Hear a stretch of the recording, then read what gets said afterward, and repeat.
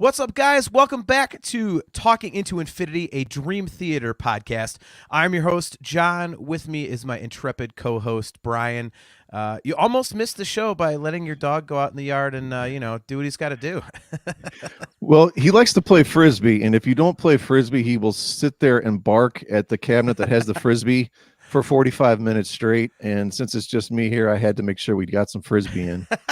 So you coddle your dog. Okay. It's either that or have my neighbors want to just destroy me. So, Well, I am guilty of that myself. So, all right. So we are going to get to tonight's concept in a minute. We came up with an idea. I came up with an idea. I'm not sure how sold you are on this, but I think it'll be kind of fun. So we came up with the idea of an album versus album cage match, and we basically picked albums at random, and we're kind of pitting them against each other. And the caveat being that whichever one has less songs, we then have to shave songs off of the other album in order to make them equivalent in terms of number of songs. So the album we picked at random last night was Train of Thought, which for you is not one of your more popular records. So before we get into the opponent for Train of Thought, it's like WWE in here. I think we would be remiss if we didn't talk about the Lost Not Forgotten archives that they just announced today. So I know that you and I had watched the Images and Words 25th anniversary, that the live stream that they did of the show from what was it, 2017, and in the Q&A afterwards, they mentioned that they were doing that, and we finally got the announcement. And I guess the first thing that you can order is that concert on Blu-ray. So the question is, are you going to be ordering that? yeah, I'm going to order it. I think it was a great show, and it's commemorates a great tour, and it was in a great venue. I don't spend quite as much money on that type of stuff as you do. I don't think anyone on the planet does. But yeah, I'm going to go ahead and I will definitely order that. It looks like it's going to be awesome. I don't know what kind of extras they're going to throw in there, but I'm sure it's going to be a lot of cool stuff. I didn't read up on all the details exactly, but whenever they release this kind of stuff, there's usually all kinds of bonus content and stuff. Yeah, they didn't really announce much with it. I know I went on the site right away. I believe that you can start pre-ordering this stuff next Friday. So I'll definitely be doing that. I'm a completist with that sort of thing. But they didn't, they didn't put up a link to what else is going to be there. I mean, obviously they said the previous UTA Jam catalog will be all available on CD. And the cool thing is they're releasing it on vinyl and digital. So I know I'm going to be blowing a ton of coin on the digital stuff. Did you ever own any of the UTA Jam stuff? I did not. Nope. Okay. Yeah, dude, you got to check it out. There's some great stuff. I know that there's the that 6 Degrees DVD. I think I loaned that to you that night actually. There was a concert from Romania that they released on DVD that has that, and there's a really cool like documentary on that. So I have that. I know on CD I had the Master of Puppets cover they did. I had the Majesty demos. I have the or the DVD of When Dream and Day Reunite. There was a ton of stuff that I wanted, and I had some more. I don't remember which ones, but all of my CDs got stolen. So I'm kind of pumped up that they're re-releasing this stuff because I really want to get that back, especially the Falling Into Infinity demos and whatnot. So are you going to be investing in all that stuff? Do you think you'll get anything? I'll probably get some of the vinyl. I think when the new album comes out, I'm going to get that on vinyl. I think I'm going to turn into one of those vinyl people. I had a bunch of vinyl originally. I think I told you a story a million times. I had like 100 real classic metal records, and I got tired of lugging them around back in the early 90s when I was like moving apartments, single every, how it was every 6 to 8 months or whatever. Yep. So somewhere at a record exchange, I got $100 for all 100 of them. They're probably worth today, probably easily, I don't know, $2,500 at least, I imagine. There was some pretty rare stuff. Like I had the Exodus Bonded in Blood, the original, stuff like that. Really? I had like some of the original, like the Cheap Trick, Budokan, the stuff from 70. That was a lot. Everything was in really mint condition. Wow. But yeah, so I think I'm going to try to get back in it. Well, because the newest vinyl I got was when you and I went and I got The Distance Over Time, I shelled out the money for that, and I've never listened to it because I got to do some research on, a turntable to get. But you're not really a vinyl guy yet, are you? Are you going to head that way, or? No, well, it's funny you mention that because my wife loves it, and my stepson bought her a turntable for Christmas. So now we got a big milk crate full of albums downstairs, and she runs it through our sound bar and our living room television. So she listens to all kinds of stuff down there.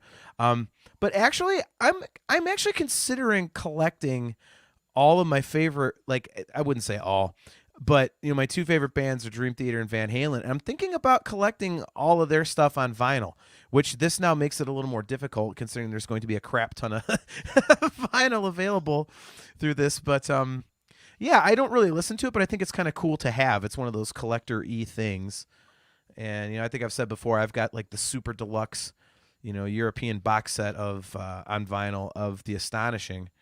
So well, there you go. So Adam Rishog, what's going on, man? He has a suggestion for you. He said Audio Technica makes an awesome beginner's turntable. So there you go. Sweet. So there's your purchase. There's your purchase, man. Is beginners? Is that code for like at least under $200? I hope. or is it code for if you're a complete moron? Yeah. All like right. Those kinds you used to have in grade school. Remember where the cover folds up and you could just take it from room to room and the teacher would play whatever. Yeah. I had one of those as a kid, man. I played the Empire Strikes Back album on it like it was religion. It was unbelievable. Nice. I loved it. Yep. All right, so let's get into tonight's topic. So, like I said, we are going to do an album versus album cage match, and we picked, and we did do this at random. So we weren't just like, oh, let's do this one versus this one. So last night we randomly got Train of Thought. And then today, at random of all records, we got an album that you absolutely love, A Dramatic Turn of Events. Whoa, get out of here. Yeah, like I didn't tell you that a little bit. No, I didn't know it was going to be Dream Theater. See, I had picked this out, actually. This is 1987 Y&T Contagious. I did not know we were doing Dream Theater versus Dream Theater. Is that why you're wearing the Amazing Dangerous Toys hat tonight? Yeah, I was all set to put Armed and Dangerous up against Honor Thy Father, or Bodily Harm up against As I Am, but I guess we're not going to do that now, so I'll put this guy away. Oh my God, man. So you're saying that you don't have a whole ton of vinyl, but you've got a vintage Y&T record. I have stuff from, I worked at a radio station in college. I'll make this quick. And I was a DJ there. And whenever the metal stuff came in, they gave it to me.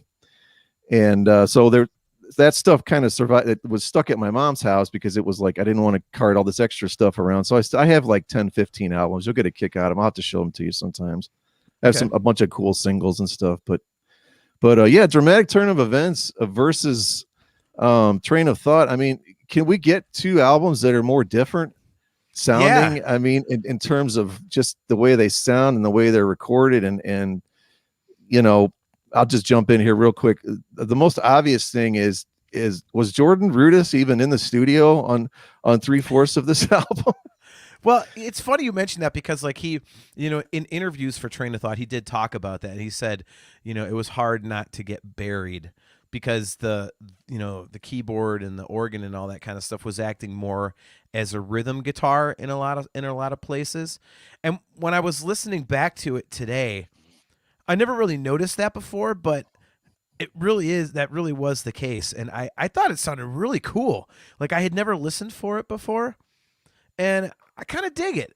I mean, it was interesting, I mean, because I had it in headphones at work, so you can hear details a little better that way, obviously. But yeah, he said he got buried, but he's not really wrong. I mean, you really have to kind of listen for him on Train of Thought, whereas he's very prominent, I think, on A Dramatic Turn of Events. So, now were you able to be at all unbiased with this, considering I actually was. You're going to be pretty stunned, I think, with some of the things I have to say. Well, first of all, they're going to sound semi-intelligent, so that'll stun you right there. But no, you know what? I and again, when I first kind of said, well, these albums, they just were kind of more albums I just didn't really listen to all that much because upon first listen, I wasn't all that excited. Sure. And then as I've gotten older and sort of more mature, and especially just really into the newer Dream Theater, it's kind of brought me back to to some of the stuff. And I don't want to give away exactly what I'm going to say about everything, but I definitely have a new appreciation for definitely things that are going on in the album. I think there's a lot of there's cool parts in a lot of this stuff. I don't think the songs are, and this isn't going to be a shock to you, I don't think the songs are anywhere near as strong as Dramatic Turn. That's personal taste and opinion. But Okay. It's interesting because I almost feel the opposite. It's kind of it's weird. wait, what? Yeah. As I was going through this, I was like, "Oh God, this is gonna sound this is really gonna sound like I'm doing this just to be, a contrarian, and make for good listening, and we're gonna argue about it, So you're saying you hate Dramatic Turn of Events now more than you did before? No, well, I don't hate it. It's Okay. just, the one thing I will say that like kind of it disappoints me still is the production on it. Like the drums were very thin. The first two Mangini records, man, they did not get a good drum sound, especially on the self-titled record when the snare sounds like it's off. Dramatic Turn, excuse me, has the drums are very thin. So I think the heavy parts that are there, which there aren't a ton, I don't think, they don't hit as hard. I don't know where you fall on that, but I will say that the drums on Train of Thought, and I'm gonna top 6 Degrees, because I thought originally that was the best sounding. This is the best sounding album for Dream Theater drums, I think. really, Yeah, I think they sound giant, full, amazing, and they don't sound processed at all. You're talking about Train of Thought, right? Train of Thought, yes. Okay. See, I would take a Dramatic Turn, or man, I'm hung up on that record. I would take Distance Over Time for drum production. I love the production on that. For me, it's that one and 6 Degrees, I think. So, but I mean, Train of Thought, I think this was their attempt at making, like they said, like a classic metal album, and the production definitely shows that. I mean, it was because I was going like song for song. I was trying, once we picked this a couple hours ago, I was going song for song. So I was going track 1 versus track 1, track 2 versus track 2, and you could tell that this was Train of Thought was definitely Petrucci's Check Out How Metal I Am record, because the guitars are definitely a little more prominent than they usually are in the mix. So I would have to say, if we're going head to head just based on production, I think I would definitely take, Train of Thought. Regardless of the fact that it was supposed to be metal, I just think it sounds better. So, so we have to take out 2 songs from a Dramatic Turn of Events because Train of Thought has only 7 tunes. So I think we're in agreement here. But what 2 songs did you remove? Was it Far From Heaven and Beneath the Surface? Oh, there we go. There's one thing we agree on. It's kind of hard to keep ballads in when you're going up against like the heaviest album Dream Theater's ever made. So yeah, I mean, those are the shorter songs, and they're not going to really, well, other than I guess maybe Vacant, if you want to put that up against Far From Heaven or whatever, those 2 could go head to head, but I don't, the rest of them is not going to make a lot of sense. Yeah. So yeah, I think this should be. It looks like I do have somebody agree with me. Gibson Les Paul says Dramatic Turn of Events destroys Train of Thought. Well, yeah, I wasn't expecting that. I thought in this group we'd get everyone on the Train of Thought train without using the pun too much here. Yeah.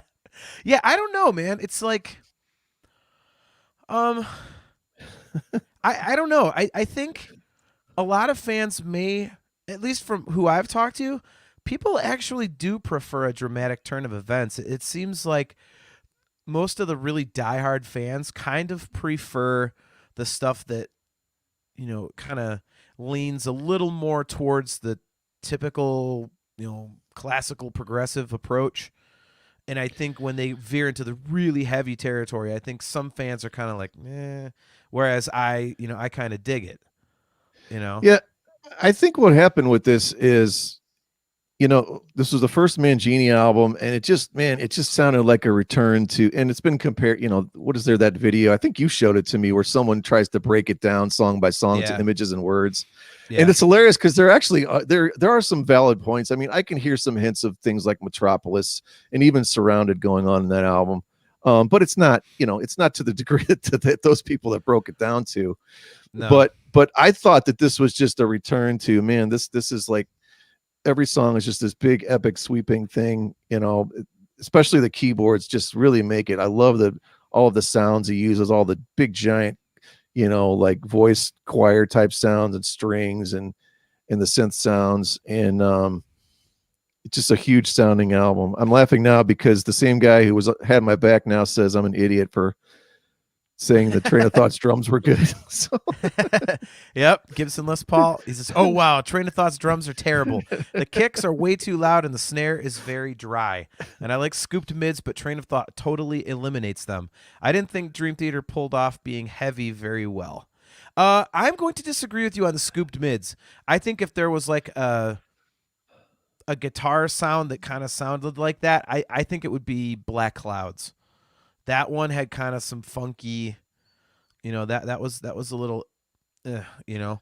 As for the kicks, I think it works. I think it works for what they were going for on the record for it to be heavy. So I gotta say, Gibson, I think I would disagree with you on that one. I would tend to disagree. Um, Adam Rishog says, totally agree. Train of Thought has much better production, but I think the songwriting on Dramatic is for sure better. Overall, I prefer Dramatic Turn of Events, even though it's my least favorite album for drum production. Well, I mean, so he pretty much agrees with you. So, well, you and I have talked before that isn't this the album where Petrucci basically already had everything programmed using, whatever drum thing for Pro Tools, and everything was already in there, and it's like Mangini came in and played it, but if it's already all done through that way, so I don't want to use the term robotically, but it's going to probably sound the way it sounds, right? yeah, I think he Petrucci had it all done to a drum machine, but he said, to Mike Mangini, well, here's the parts. So, meaning like, here's all the guitars and everything. He's like, and here's what I have in mind. But if you want to change it to something, if you have an idea, that's cool. But, but he definitely was not part of the writing process. John specifically said that it was him and Jordan 100%. So, I think it sounds like that. Once we do our album, deep dive on this one, I'll get more into it. I don't want to give anything away there, but I have a lot of thoughts on this record. But that being said, why don't we just get right into it? Track 1 versus track 1 on the Backs of Angels versus As I Am, and I do have notes, and I have one very short note, and my note says, obviously it's As I Am. So I will let you say which one you picked. I am going to take As I Am. Wow, I know no that kidding. shocks you.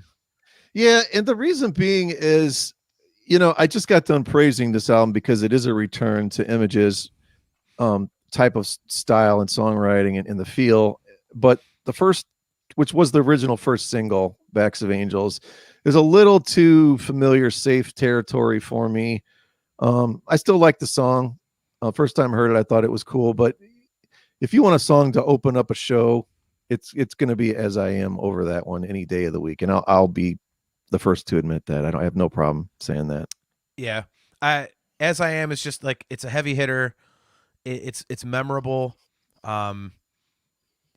It's just awesome. It comes in with, that bass. It's such a great, like you said, show opener. And, the one thing that on the Backs of Angels does that is kind of repeated a few times throughout the record, something that I didn't like. It has like forced proggy parts, I would say. It's almost like, like going into the chorus, and then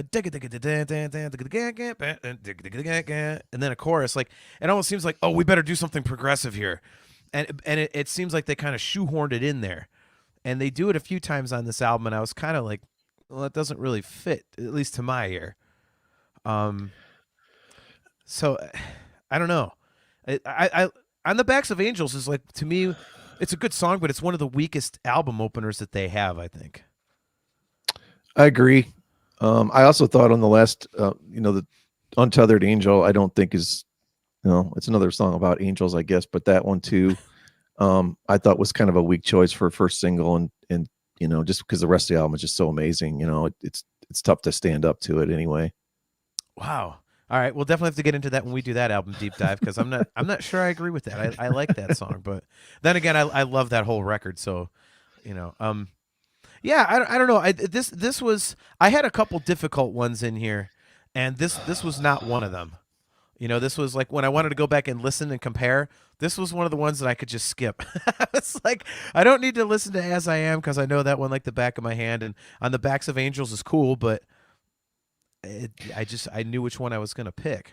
I was surprised how easy it was for me, even being a fan of Dramatic Turn. That, yeah, it was. I'm not totally stupid. Contrary to popular belief. So, yeah, like you said, that's no brainer, right? I'm gonna be honest with you. I really thought that you might take like the entire Dramatic Turn record.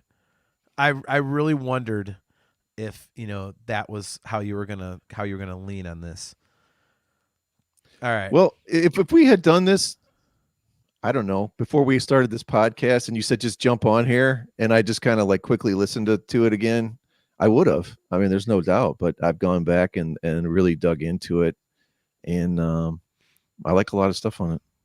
Isn't that weird? Like, I had the same thing too. Like, when Dramatic Turn came up as the opponent for Train of Thought, I went, oh man, really? Like, this is gonna be me on one polar opposite, and Brian on the other. And then as I started comparing, I was like, it really wasn't. It's one of the kind of the fun aspects of the show, is that we get to kind of re-listen to this stuff with a more analytical ear, and kind of like, oh, I missed that. Oh, I didn't realize that. And it was pretty cool to do that with the Dramatic Turn for me.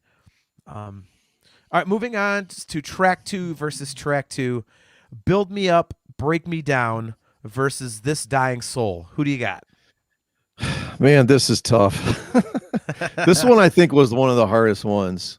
Yeah. Because it's like, do I go with my heart or what I've kind of just sort of discovered some stuff on this song? I'll just go back to which one, if I'm going to hear them live, I'll go with Build Me Up, Break Me Down. I think in terms of just an actual song, we put it in our, do we both have it in our, what did we call that? Our non-prog song list? You had it in the list, yeah. Oh, I thought we both had it, because I thought it was one of yours I stole. No? No. Oh, okay.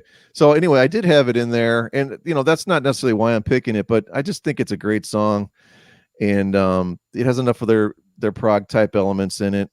And it's one I would love to hear live. So I'll take, it's just a slight edge. This one was pretty tight. Okay. Yeah, I actually picked This Dying Soul. I didn't think that I would. I listened to Build Me Up, Break Me Down first, and I was like, all right, this is cool. And then, as I said, I'm a little more familiar with the Train of Thought record. I listened to that one more than I do a Dramatic Turn. And as I was listening to This Dying Soul, I forgot about some stuff in there. There's all over Train of Thought is that 7-string, which is just heavy and chunky, and I love that. It gets proggy. Build Me Up, Break Me Down, is a little more straightforward, like you said. It was on your gateway songs list, and I actually, now that I think about it, I think I might have had it on my gateway songs list. Now that you mentioned that, but anyway, yeah, I tend to lean more towards the more noodly type of Dream Theater songs, and I think This Dying Soul is definitely that. I wrote that to me it's more memorable, it's more active, and it kind of sticks with you more. Build Me Up, Break Me Down is a great song, but for me it's not as memorable as This Dying Soul. Yeah, it was a lot closer than I thought. I mean, I love those Egyptian, was it Lydian chords or whatever we talked about before. Yep. This whole album is, basically just just one big, metal Iron Maiden tribute thing almost, with their with a lot of pedaling on the bass, in E and A minor and whatever they're using, B minor. I'm guessing sometimes. I didn't Yeah. sit down and analyze all the keys and everything, but it has all those cool things in it, and there's elements of Tool also with the way they're they're playing some of those measures and stuff. But cool song. I don't have any problems with it. It was very tough to. I'm just picking it just by just a little bit. Yeah, I think that's the same thing for me. Again, I'm basically going with the heaviness and the progressive elements over the more straightforward song. And I think we've established on the show that I definitely really enjoy the heavy side of Dream Theater.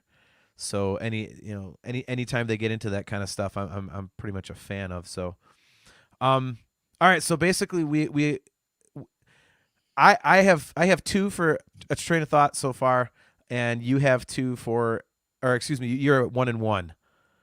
So one for a train of thought and one for a dramatic turn. So track 3 versus track 3. Lost Not Forgotten versus Endless Sacrifice. And this was one of two really difficult ones for me. I went with Endless Sacrifice. So it's slow, but that middle part where it speeds up is really, really cool. I really, really like that one. There's some really cool like keyboard stuff in the middle, all that kind of thing. And this is really one of the songs where we talked about at the beginning of the show, where the keyboard is acting as like a rhythm guitar, and I think this song really kind of showcases that if you really sit down and listen to it. So I think it gives it some major balls. This one was not even close for me. I picked Lost But Not Forgotten. I kind of figured you might. Yeah, this is probably my least favorite song on the album. I don't like the it's very rare I'll criticize a Jordan solo, but the first solo he plays, behind the opening guitar, it's a real thin synth sound. It doesn't add anything to the song at all, I don't think. I don't like it. It's one of the few times I heard him play something and I'm like, yeah, that what he was playing there would have been better off just having Petrucci maybe do a little bit of soloing, riffs behind what he was playing on that clean stuff. Once you get halfway into this song and the solos come in, I love all the solos. I think those are all very cool. Like you mentioned, he does a lot of cool. I think this is the one that has like those little vaudevillian type little riffs he does or whatever in the middle. Yeah. And that stuff is cool, but it takes like 5.5 minutes for me to get there. And, with Lost But Not Forgotten, I mean, that's just such a giant, that's one of those epic, soundtrack cinema type song, the opening, you could see that from like a Spielberg with John Williams, who's probably most famous for doing the Harry Potter soundtrack. I think he did. It's very similar to that. Yeah. Yes. No, but yeah, but those Jordan, those piano things he does is Lost But Not Forgotten, the opening, and then like I said, it's got those huge like choir sounds behind them, voices, and I don't know, it just sounds like you're taking a journey on some great adventure, to go discover something or whatever. Sure. And I don't think it's to me this wasn't close. It was close for me, but Adam Rishog says this one is extremely difficult. Endless Sacrifice just barely edges it out. And Gibson Les Paul is officially not a fan of me. He says, John, you're killing me. Lost Not Forgotten slays Endless Sacrifice. You know what, though? That's what's great about this show, because if we all got on here and said the same thing, then it's like I'd feel like the band like almost was missing. You know what I mean? Like the fact that we all interpret and like groove out on different things and aspects of this band is like, that's what makes it so fascinating to me, Yeah, no, I agree. It's we should have had Adam and Gibson on as like we could have had like a tag team match. You can have Gibson and I'll take Adam, and we'll go to battle. We'll have to do that next time. We'll pick the albums and have listeners come on and be our tag team partners on this kind of thing. Nice. Yeah. So with Lost Not Forgotten, I did put in here that it has that kind of like the video game, like the real like chirpy like the video game type of stuff. In the intro, which is cool, and then it gets into that ugh ugh ugh ugh. You know, Yep. that straight groove, which is really really cool. Um, but again, this, the chorus of this song has that thing that I was talking about earlier, where it just feels like they're throwing progressive noodling parts in there. Lost, not forgotten, dying soul, all that. It's like, okay, that's why is that in the middle of your chorus? It's interesting, and it's unique because they don't do that almost ever. But to me, it sounded kind of forced in there. Um, but again, this one was really really close for me. Um, so all right, so you're at 2-1 for a dramatic turn, and I'm at 3-0 for train of thought. So, um, if my camera moves, I apologize. My cat's trying to get up here again, so he doesn't understand the whole concept of podcasting. All right, so song 4 versus song 4. This is the life versus honor thy father. And this is, I think, the first time that we really get something that's, really two songs that are very, very, very different. So I'm interested to get your thoughts on this. I'm actually going to go Honor Thy Father. And I think This Is a Life is one of LaBrie's best vocal performances. I love that song. But man, there's something about Honor Thy Father, that the heaviness of it, it's like that Helmet meets Testament meets Pantera, riffing going on. And then it's during the verse, like the vocals will stop, and then the Jordan's like doubling with like a power synth. He's doubling what the guitar is doing. It's so heavy, and I love when those power synth sounds are going along with the guitar and playing in unison like that. It just makes for a giant fat sound, and that's, I think, when you were talking earlier about how it was sort of a support. That was one of the parts of this album where it definitely stood out. Yeah, this is just a great song. The only thing I kind of don't like about it is, sort of like the talking or the rapping or whatever you want to call it. But didn't Portnoy write this? This is about his father, I believe, or his stepfather. Stepdad. That's why the lyric is "Don't cross the crooked step." Right. So it's got to be one of those things to have someone else sing a song that's so personal to somebody else. It's got to be a little weird. Like, I think he does the best that he can with it. It's just, it's a little strange hearing him do all that stuff, but it's like it's an angry, bitter, crazy song. But I like all the riffs in it, and there's some Iron Maiden type nods there, almost back to Seventh Son, and a few parts here that I really like. Okay, yeah, this was one that was very difficult for me because they were two very different songs. This Is the Life is beautiful melodically.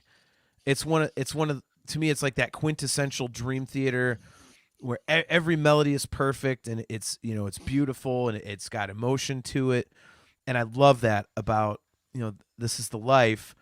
And it has a phenomenal guitar solo. I love the guitar solo in this song. It's one of my favorite Petrucci solos for sure.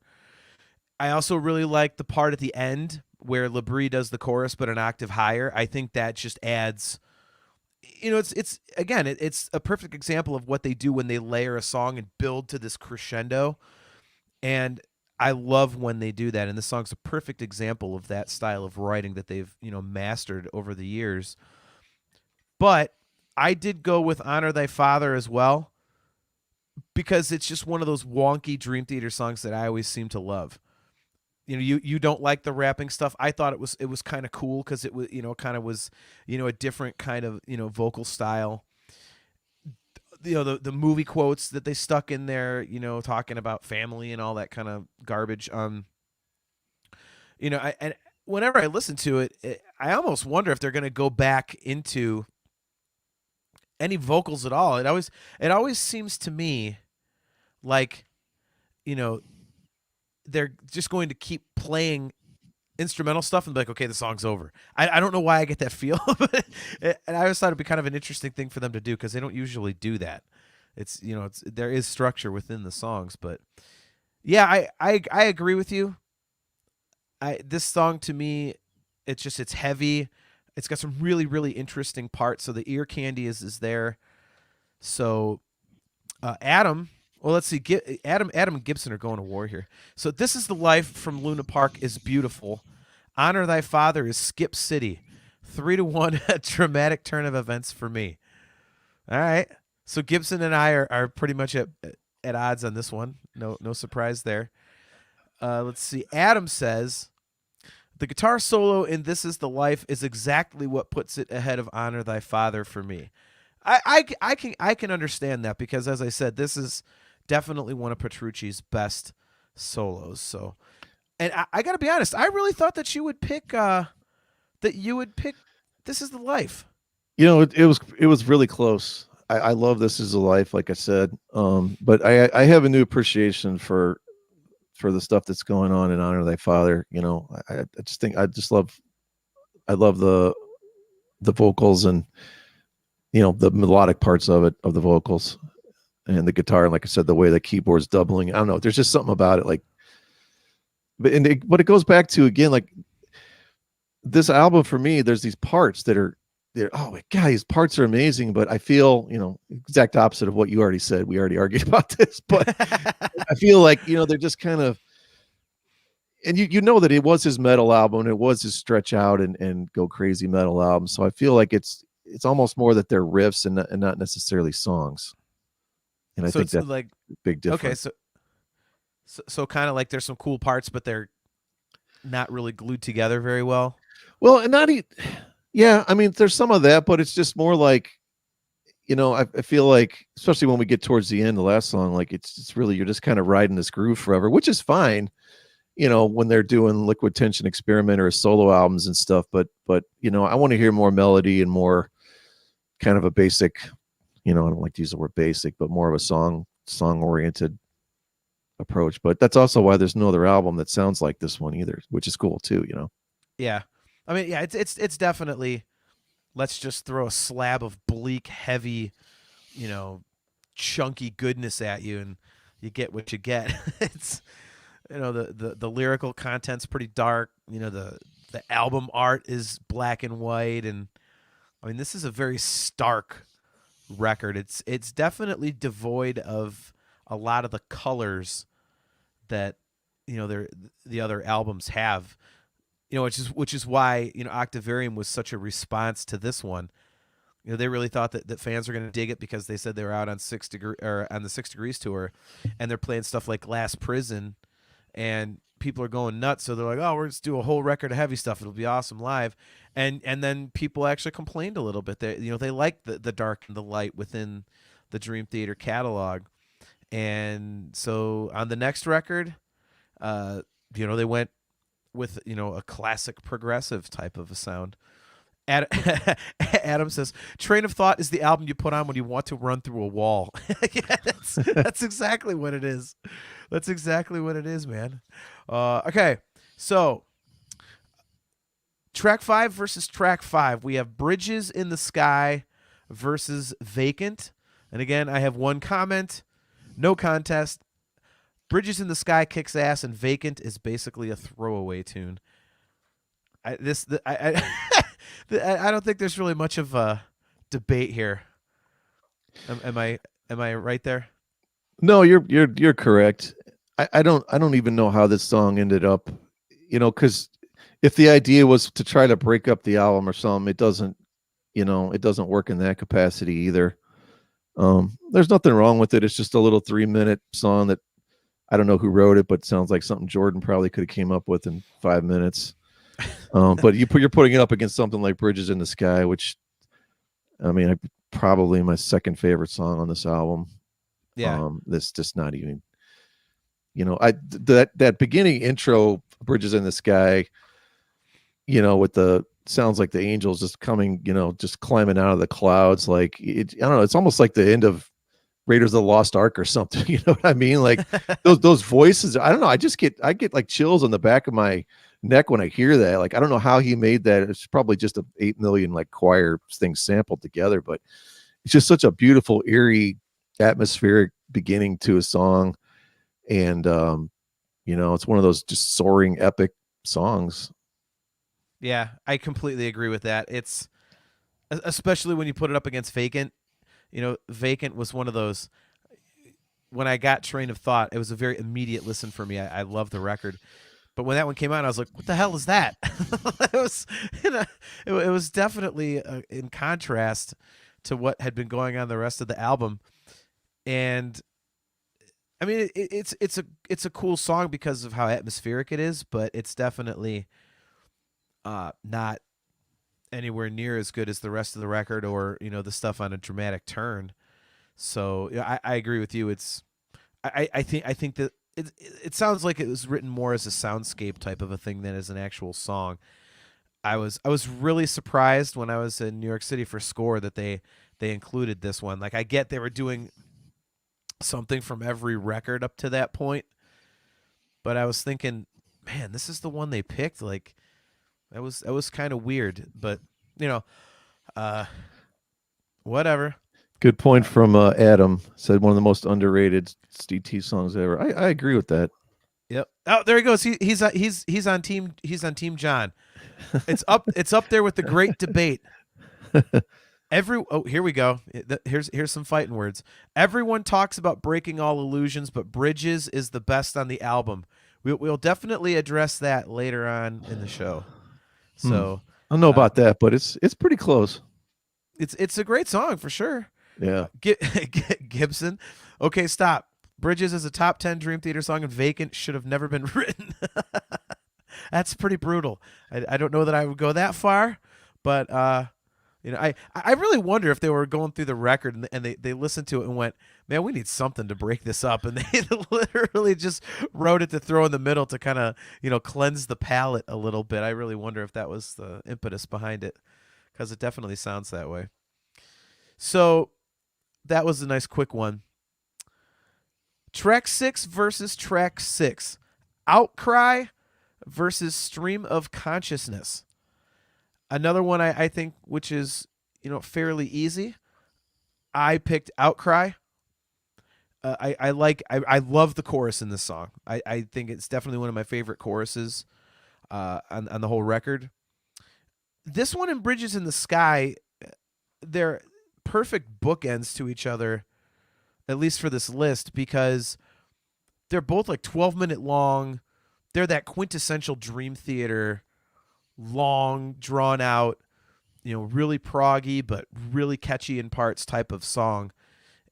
And to put them, back to back on this list was really, it's kind of unfair.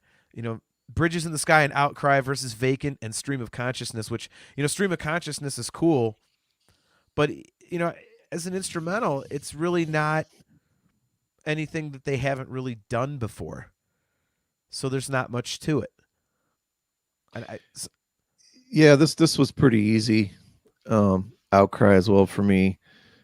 I mean, Stream of Consciousness is, it's a giant jam. I don't know. I think it's like 13 minutes. That kind of one of the few that sort of does feel like 13 minutes.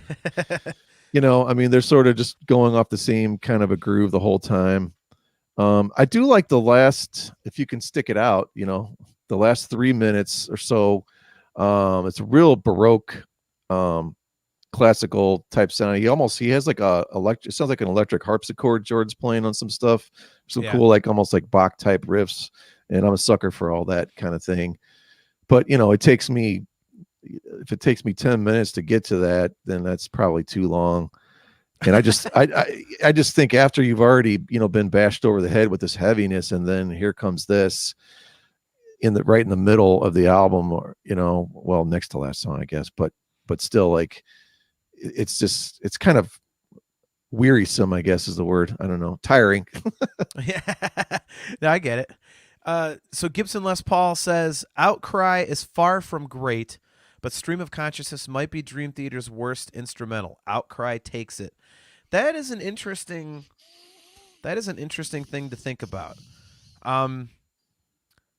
Is it the weakest of their instrumental songs? What do we have it up against? We have Yitzhak Jam. We would have Enigma Machine. There's obviously we're talking about Stream of Consciousness. Erotomania.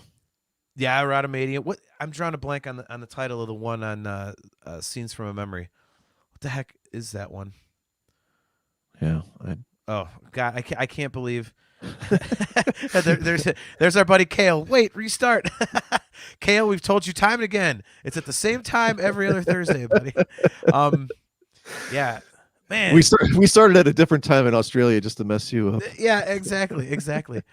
He wants to know. Dance of Eternity. Eternity. Thank you. Duh. I mean, I can't. their most famous instrumental we can't think of. Yeah, what the heck? Thanks, guys. I don't know where the hell I was going with that. Yeah. Wow. Now that you put it up against all those other songs, I think he might be right. Yeah, I don't think it's close. I mean, I'm not a huge fan of Erotomania, but oh, what's wrong with you? I know. Hey, let's talk about Awake. We haven't done that in a while. Space Divest.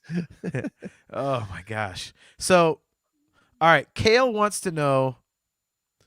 He says, "Only just woke up. Restart. What's winning?" Well, what is your score? Because I'm at 4-2 in favor of Train of Thought. Let's see. I think you're closer. I think you might be 4-2 in favor of. Yeah, maybe it's the other way around for me. Yeah. So okay. So basically, we're on opposite sides here, Kale. How hard is it to keep track of 6 songs? We can't even do that. I know, this is ridiculous. What are we doing? What are we doing this show? What do we know? We don't know anything. Oh, Adam brings up a great one. I totally forgot. It's one of my all-time favorite Dream Theater pieces of music, Hell's Kitchen. I love Hell's Kitchen. That's actually my alarm. That's what I wake up to every morning is Hell's Kitchen. I put it on my phone. Well, first of all, none of the other songs are anywhere near as long as Stream of Consciousness, are they? No, because Stream of Consciousness gets into the double digits, and yeah, I'm gonna disqualify Dystopian Overture just because it's sort of the quintessential part of that album and how it sets it up. I don't even consider it. Yeah, it's not a separate thing. You know what I mean?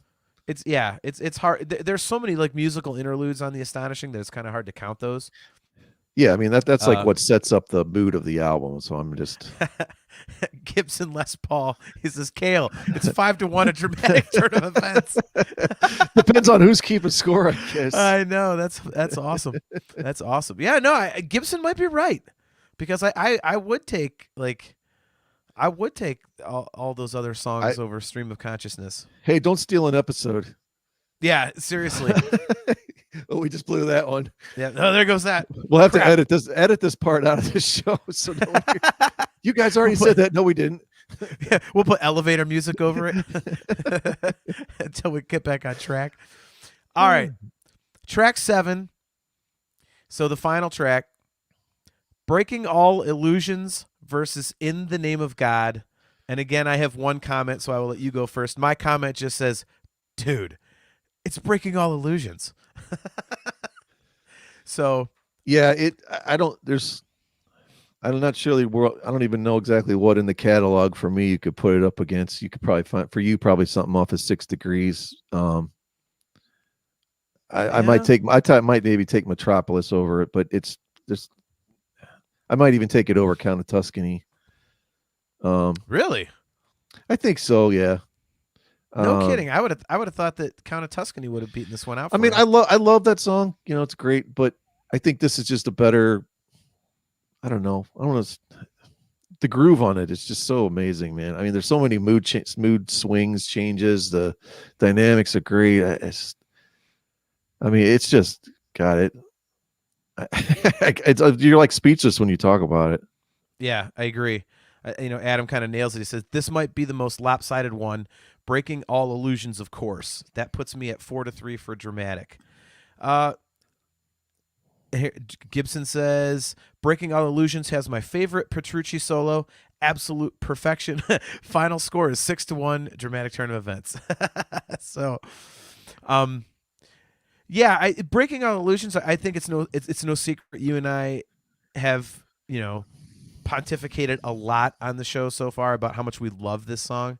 So it was easy for me to pick this, but that's only because I love this song so much, because I really do like In the Name of God. I think it gets a little lengthy, but it keeps my interest. I really dig that song. But you know, as Gibson said, absolute perfection. This is the way that this builds, and it's got that majestic kind of chorus, and that's uplifting and emotional, and the way that the middle part builds back into that chorus is just masterful. That is one of my favorite pieces of writing in the entire Dream Theater catalog. So I want to read something, and maybe you saw this. I read this interview the other day on Ultimate Guitar, Okay. and it was Petrucci. He said there's a lot of history of these big, epic, soaring guitar moments over progressions that become our style and a big part of our musical chemistry. When they first started Liquid Tension Experiment, fast forward 22 years, here we are again, even more experiences. It's those moments where you are the guy on the mountaintop with your hair blowing in the wind and eagles flying around. And it says laughs in parenthesis. I love and cherish those moments, and I'm grateful that Jordan and I are able to do that together so easily. So the whole gist of this thing is like, before Jordan was in the band, it was a totally different type of thing, and he brought this. I think really brought this Neil Schon, lyrical melodic style that's just all over everything now. Yeah. And this it's never on bigger display than it is on Breaking All Illusions. It's just great. Yeah. Like, it's one of the things that they do so well. These emotional, dramatic builds, and again, I think this might be the best example of that in the entire catalog. This is definitely the song that stands out the most for me on this record. It's definitely the most memorable by far, and I like a lot of the stuff on Dramatic Turn. I love Train of Thought, but obviously there's some good stuff on Dramatic Turn, because the first 4 went to Dramatic Turn and the final 3 went to a Dramatic Turn. But yeah, I mean, Breaking All Illusions would stand out on any Dream Theater record, and I think that's why it's so good. Like, you could literally put it on any album and you would still be like, oh my God, that's a great song. Whereas a lot of the stuff on A Dramatic Turn would get kind of lost in the shuffle on most of the other albums. I will say, In the Name of God, I have a better appreciation for this song than I first. This is one of the ones I like a lot more than I did.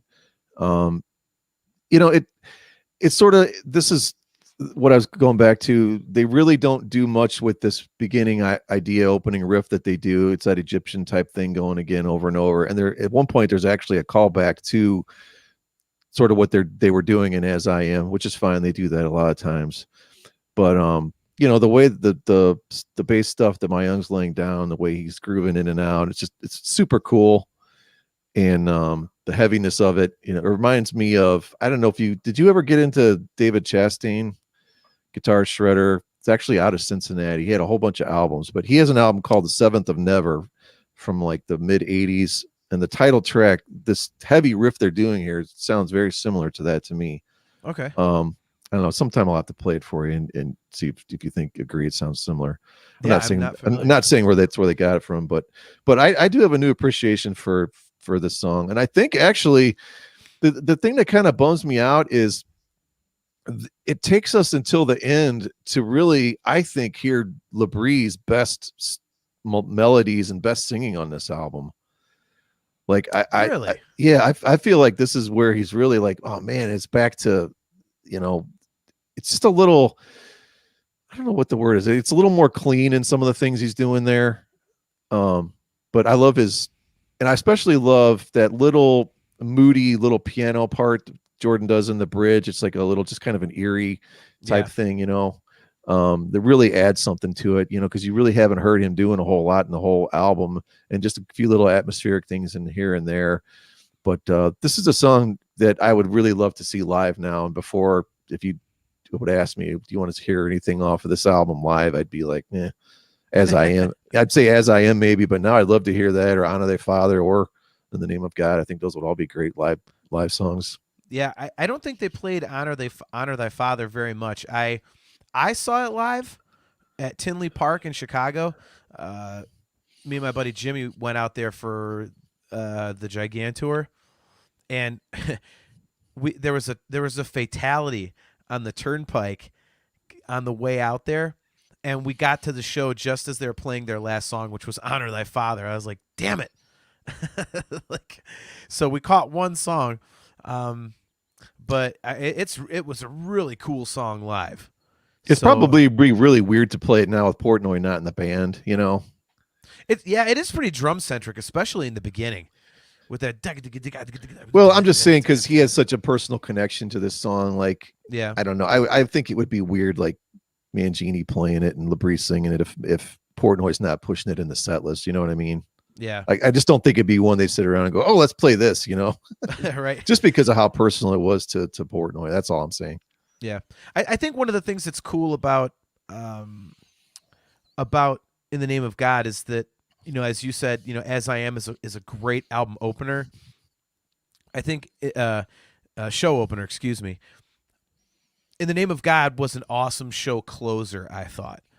They did encores after that and everything, but I just thought that those two songs bookended the record nicely, and it really bookended the shows on that tour really well. Also, it was, here's your last shot of just super progressive Dream Theater, like long and heavy, and it was really really cool. So I dig that. Adam says this is an episode for another time, but Labrie's best vocal, The Astonishing. And we will definitely get into that record because I am an enormous fan, and I completely agree with you on that. Well, we had an idea too where we are going to at some point our favorite guitar, keyboard, and I guess vocal performances. Those are all might be separate episodes. But yeah, Astonishing. That's going to be an insane deep dive. Yeah, That's going to be I'm really going to have to dig in only because there's so many song titles. Like, yeah, and I do know the album fairly well, but it's like I don't know the names of anything because other than the obvious ones because some of the things are so short. But yeah. I love it. I mean, again, like you said, it's a show for another time. But I am such a huge fan of that album, and I have, obviously, I interviewed Peter O'Rulian while you were gone last episode 2 weeks ago, and that was a really good time. If any of you guys haven't checked that out, go, you can go check out the audio version on all our different platforms. But I've got the vinyl of it. I've got the novel, and now Peter sent me like a collector's edition version of the novel, which is really cool. And like I said, I definitely agree that that's his best vocal. All right, so Kale is giving us his. Kale, you did miss something. What we did is we took 2 songs off of Dramatic Turn of Events so that they each had 7. So whenever we do these, whichever album has less songs, that's how many songs we're going to take from the opponent, and so we have to agree on ones to remove. All right, so he's picking As I Am over On the Backs of Angels. I agree. This Dying Soul over Build Me Up, Break Me Down. That's what I picked. Endless Sacrifice versus Lost Not Forgotten. He's got Lost Not Forgotten. He picked This Is the Life over Honor Thy Father. Which he picked the whole thing, didn't he? Yeah, look at that. Wait, okay? I'm confused. Is the asterisk the one that won? Yes. Oh, okay. I thought it was the one that was first. All right. Come on, Brian. This isn't very difficult. I It's really not very difficult, man. Why wouldn't you just put the one first? Oh, all right. Now man. I'm following it now. So it's pretty even. Yeah. So he definitely kind of agrees with us in spots. So, well, that was fun, man. We'll definitely have to do this again. I think if we learned a lesson, it is to give ourselves a few days because doing it at random, I was like scrambling to try and like get notes and listen to stuff like, oh crap, I haven't listened to this record in a long time.